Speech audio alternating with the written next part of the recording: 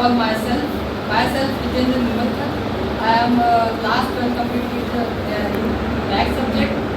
So I am today introduce my presentation topic.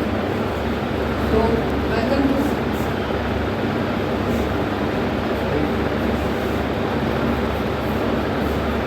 to my project.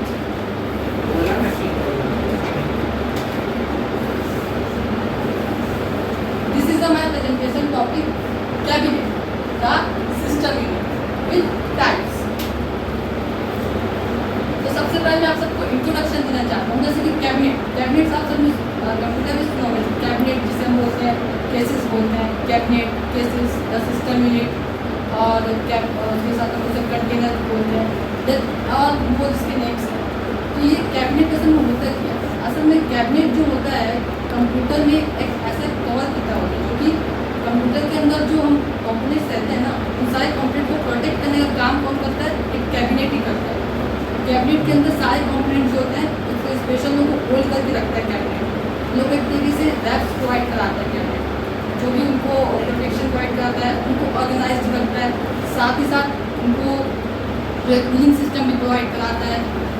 Cabinet जो है एक तरीके से वो जो अंदर जो कंपोनेंट्स है, जैसे कि हम बोलते हैं मदरबोर्ड हो गया, हम बोलते हैं graphic card, motherboard graphic card होता है, और उसके साथ साथ हम रैम हो गया, रोम हो गया, जितने भी कंपोनेंट्स होते हैं ना, इन सारे कंपोनेंट्स का एक हाउस की तरह होता है कैबिनेट।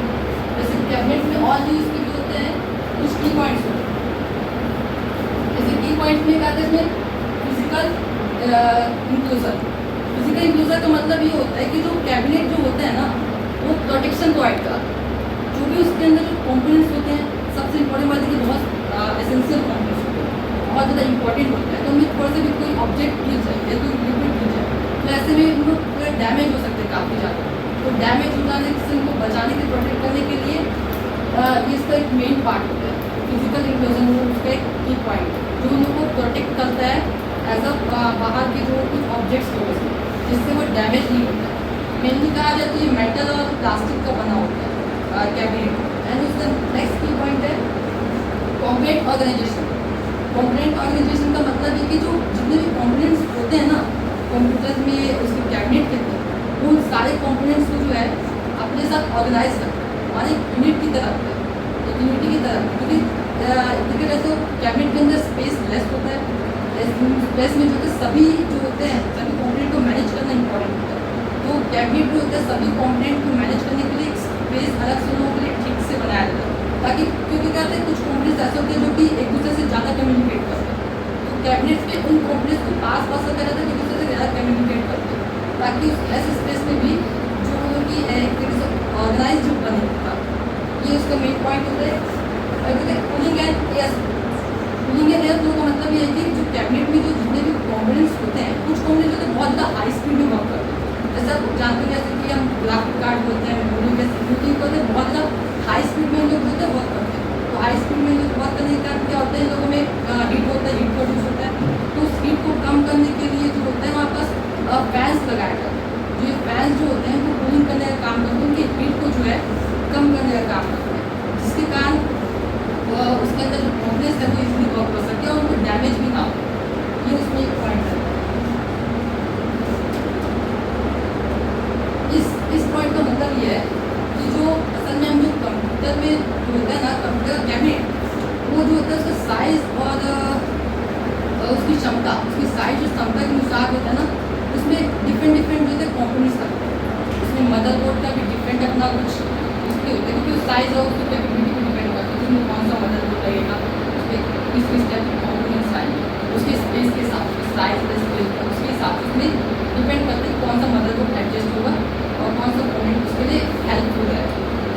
एंड दिस पॉइंट का मीन्स ये है कि जो मॉडर्न टाइप में कंप्यूटर्स होते हैं ना, मॉडर्न टाइप में जो कंप्यूटर्स हैं उन सब में क्या कैबिनेट्स होते हैं। उन कैबिनेट में थोड़ा हर एक केबल के लिए स्पेशल स्लॉट दिया गया है। उन स्लॉट्स के कारण इससे क्या होता है, केबल को मैनेज करना बहुत ईजी हो जाता है। तो मैनेजमेंट कर पाते हैं केबल्स को, तो जैसे केस सब केबल है वैसे केस में स्लॉट मिल जाएगा, यूएसबी का केबल दिया जाता है, इसलिए वो तो मैनेज करने में ईजी आता है। ये पॉइंट होता है उसमें। एस्थेटिक एंड कस्टमाइजेशन, इसका मतलब ये कि जैसे मीन जो कंप्यूटर के जो कैबिनेट होता है प्रेजेंट टाइम में कुछ मॉडल टाइप की जो कैबिनेट्स आ रहे हैं उसमें कुछ जिससे भी लाइटनिंग का भी यूज़ किया जा रहा है काफ़ी ज़्यादा। लाइटनिंग के थ्रू जो है उसको थोड़ा सा ज़्यादा अच्छा दिखाना, जैसे कंप्यूटर सेटअप ज़्यादा ब्यूटीफुल है उसका। ये सीखो कैबिनेट का front panel.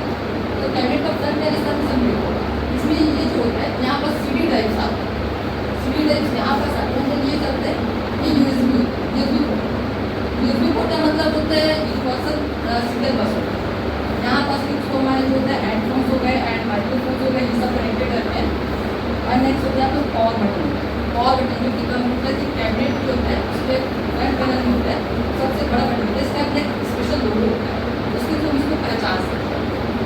And then power button के नीचे में जो ग्रीन लाइट होता है, ये बताता है जब आप ऑन करते हैं तो CPU जो होता है ऑन करते हैं, ग्रीन लाइट शो होता है।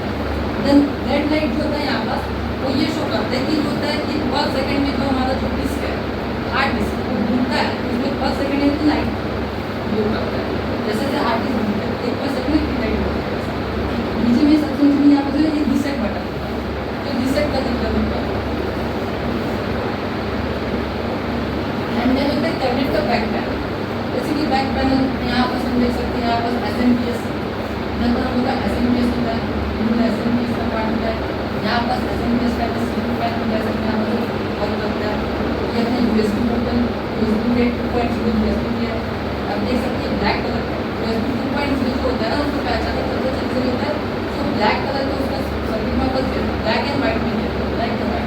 तो यहाँ पर USB पोर्ट होता है, यहाँ पर PCS2 पोर्ट, PCS2 मतलब कि जो मॉनिटर समझो माउस जो होता है, माउस और कीबोर्ड का ये यहाँ पर होता है, माउस और कीबोर्ड का यहाँ पर PCS2 मीन्स माउस और कीबोर्ड के जो फेमस होता है यहाँ पर एंड होता है DVD पोर्ट।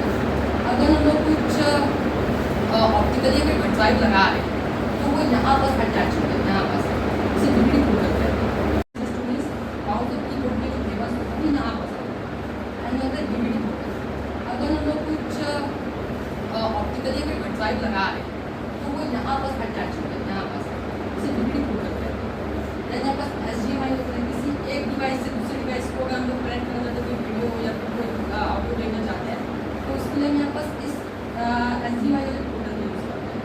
देन यहाँ पर LAN पोर्टल होता है, LAN मतलब कि होता है इसको बोलते हैं हम लोग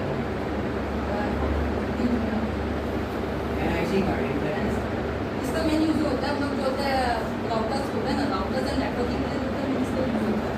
एंड देन एक्सटेंशन स्लॉट जो होता है इसका यूज हम कोई भी एडिशनल कंपोनेंट्स अगर ऐड करने हैं कंप्यूटर में तो उसके लिए हम एक्सटेंशन स्लॉट का यूज कर सकते हैं।